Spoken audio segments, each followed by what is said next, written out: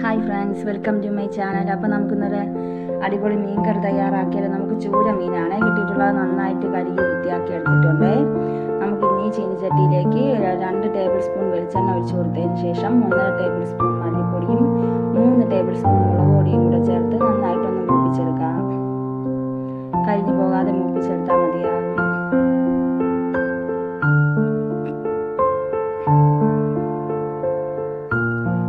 പരുവാകുമ്പോഴത്തേക്ക് നമുക്ക് flame off ചെയ്യാം. ഇനി നമുക്കൊരു മിക്സിയുടെ ജാറിലേക്ക് ആവശ്യത്തിന് തേങ്ങയും 5 അല്ലി ചെറിയ ഉള്ളിയും പിന്നെ ഈ നമ്മൾ വറുത്ത് വെച്ചിരിക്കുന്ന മുളക് പൊടിയും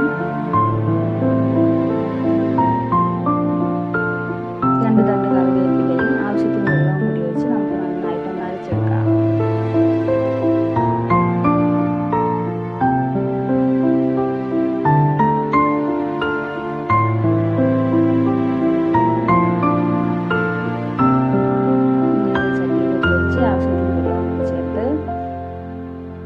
ഒരു നെല്ലിക്ക വലിപ്പത്തിലുള്ള പുളി ഞാൻ വെള്ളത്തിൽ ഇട്ട് വെച്ചിട്ടുണ്ടായിരുന്നു. അപ്പോൾ അത് നന്നായിട്ട് പിഴിഞ്ഞ് ഇതിനകത്ത് ചേർത്ത് കൊടുക്കാം. ഇനി ആവശ്യത്തിന് ഉപ്പും കൂടി ഇട്ട് മിക്സ് ചെയ്ത ശേഷം നന്നായിട്ട് ഇളക്കി നമുക്ക് അടുപ്പത്ത് വയ്ക്കാം.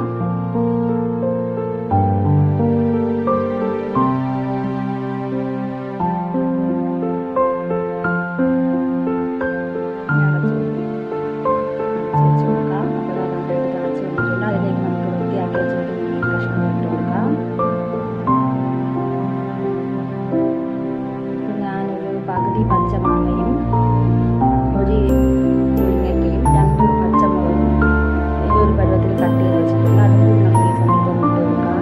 ഇനി ഒന്ന് അടച്ച് വെച്ച് തിളച്ച് വന്നതിന് ശേഷം നമുക്ക് 1/4 ടീസ്പൂൺ ഉലുവാപ്പൊടി ചേർത്ത് കൊടുക്കാം.